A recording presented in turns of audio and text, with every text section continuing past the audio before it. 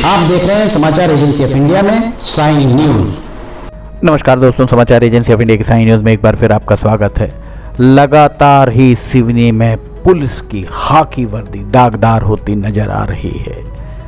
दरअसल पूजा पांडे एसडीओपी जब सिवनी में पदस्थ थी, उस समय एक डकैती कांड सिवनी में हुआ था, जिस डकैती को सिवनी में पुलिस के द्वारा डाला जाना बताया गया था और लगभग 3 करोड़ रुपए का हवाला का पैसा इधर उधर किया गया था। ये पूजा पांडे यहाँ दिखाई दे रही हैं, आपको जो स्क्रीन पर दिख रही हैं पूजा पांडे दिखाई दे रही होंगी। अब नवागत पुलिस अधीक्षक ईमानदार छवि के पुलिस अधीक्षक कृष्ण लालचंदानी सिवनी में पदस्थ हुए हैं। उनके सामने सबसे बड़ी चुनौती पुलिस के अपने अधीनस्थ मातहतों को ही काबू करना होगा।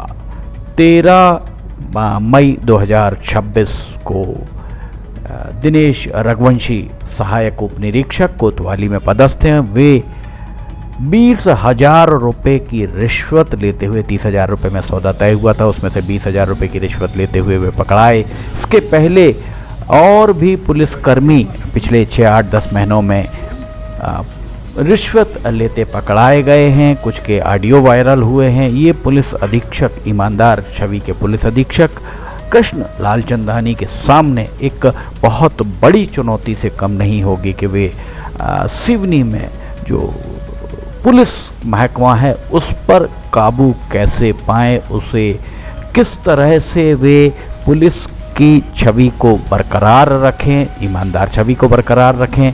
आइए पहले सुनते हैं जांच अधिकारी के द्वारा क्या कहा गया इस पूरे मामले में। आइए सुनते हैं।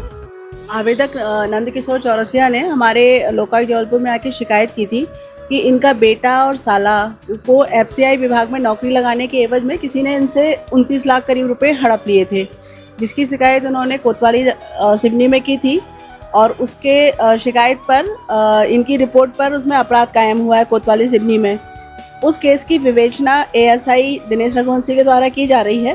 तो जब आवेदक नंदकिशोर चौरसिया दिनेश रघुवंशी से अपने केस के सिलसिले से मिले थे, तो वो इस केस में अच्छी विवेचना करने और उसमें कुछ हैंड राइटिंग वगैरह का सिग्नेचर था, उसकी सही रिपोर्ट बनवाने के एवज में इनसे 30,000 रुपये रिश्वत की राशि की मांग कर रहे थे, जिसकी रिपोर्ट नंदकिशोर चौरसिया ने लोकायुक्त जबलपुर में की थी। फिर हमारे द्वारा एसपी मैडम के निर्देशन में इस शिकायत का सत्यापन कराया गया और शिकायत सही पाई गई और आज उस 30,000 की प्रथम किस्त 20,000 रुपये लेते हुए दिनेश रघुवंशी एएसआई थाना सिवनी कोतवाली को रंगे हाथों पकड़ा गया है। तो आपके द्वारा सुना गया कि किस तरह से जांच अधिकारी के द्वारा बताया गया कि पुलिस के द्वारा रिश्वत मांगी गई थी। अगर पुलिस रिश्वत मांग रही है तो निश्चित तौर पर वो भी कोतवाली पुलिस, जो जिला मुख्यालय की पुलिस।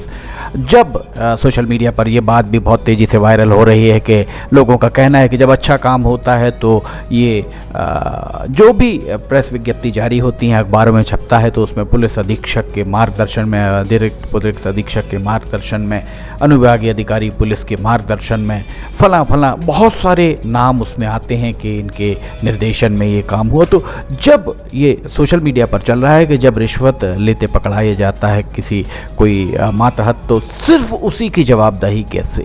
और सबसे बड़ी बात यह कि आम नागरिक गुंडे, बदमाश, जराइम पेशा लोगों के बारे में खबर रखने का काम इसी पुलिस महकमे का है। इसकी एक विशेष शाखा होती है, इंटेलिजेंस ब्यूरो होता है। तब ये आखिर पुलिस विभाग में व्याप्त भ्रष्टाचार के बारे में अपने आला अधिकारियों को जानकारी क्यों नहीं देते हैं? सबसे बड़ा प्रश्न यही खड़ा हुआ है। समाचार एजेंसी ऑफ इंडिया की साइन न्यूज़ के लिए अखिलेश दुबे की रिपोर्ट। ईमानदार छवि के पुलिस अधीक्षक श्री कृष्ण लालचंदानी, उनके सामने एक बहुत बड़ी चुनौती है। सिवनी में हवाला कांड हुआ है, जिसके कारण पूरे देश में पुलिस शर्मसार हुए बिना नहीं है। उसके बाद एक सिवनी में पुलिस महकमे के अधिकारी कर्मचारी या तो रिश्वत लेते पकड़ाए गए हैं या उनके ऑडियो भी वायरल हुए हैं। अब सबसे बड़ी चुनौती जिला पुलिस अधीक्षक के सामने है और उन्होंने 9 तारीख को कार्यभार ग्रहण किया और 3 दिन के अंदर ही ये घटना घटी। आइए हम सुनाते हैं पीड़ित का क्या कहना है। सर, मेरे बेटों को झांसे देके एक आदमी ने जो है लगभग 30 लाख रुपए की रकम ऐड गया जिसकी शिकायत करने के लिए मैं पिछले मार्च के महीने से कोतवाली का चक्कर लगाया। 8-10 महीने मतलब रघुवंशी साहब ने मुझे लटकाते रहा, रजिस्टर नहीं किए FIR को। उसके बाद फिर SP साहब के पास में गया, वहाँ से अरेस्ट करवाया। अभी वो लोग जेल में हैं। अब बाकी की जो कार्रवाई रघुवंशी साहब को करना चाहिए था थाने से, रघुवंशी साहब उस कार्रवाई को पूरी नहीं कर रहे हैं। मुझसे पैसे की डिमांड की है और बीच में इन्होंने बोल दिया कि यदि आप पैसा नहीं दोगे तो मैं आपके विपक्ष में लिख दूंगा, वो लोगों की जमानत हो जाएगी, आपको 1 रुपये भी नहीं मिल पाएगा और तुमसे जो बने तो वो कर लीजिएगा। तो आपने सुना पीड़ित पक्ष का क्या कहना था, पीड़ित क्या कह रहे थे, किस तरह से पुलिस के द्वारा उनसे केस को जांच सही तरीके से करने के एवज में राशि मांगी गई। कितना बड़ा आरोप है। जिला पुलिस अधीक्षक को चाहिए कि वे अपने मातहतों को बहुत पाबंद करें कि जांच करना ही पुलिस का काम है और अगर जांच के लिए ही पैसे मांगे जाते हैं तो ये बहुत शर्मनाक बात इसे मानी जा सकती है। समाचार एजेंसी ऑफ इंडिया की साइन न्यूज़ के लिए अखिलेश दुबे की रिपोर्ट। ये पूजा पांडे आपको दिखाई दे रही हैं स्क्रीन पर जो देख रहे हैं आप, पूजा पांडे। इनके ऊपर आरोप है कि इनके द्वारा 2,90,92,00,000 रुपए की डकैती डाली गई थी।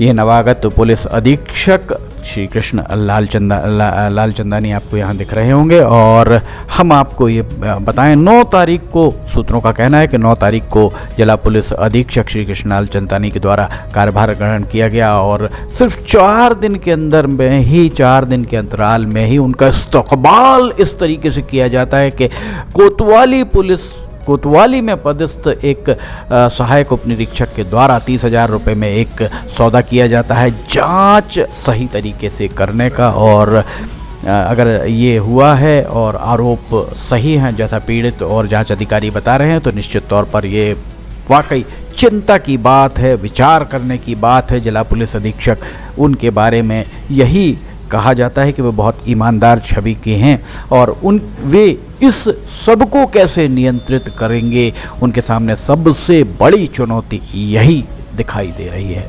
समाचार एजेंसी ऑफ इंडिया की साइन न्यूज़ के लिए अखिलेश दुबे की रिपोर्ट। अगर आपको खबरें पसंद आ रही हो तो इन्हें लाइक, सब्सक्राइब, शेयर करना ना भूलिए। फिलहाल आपसे इजाज़त लेना चाहेंगे, हम फिर हाजिर होंगे। जय हिंद।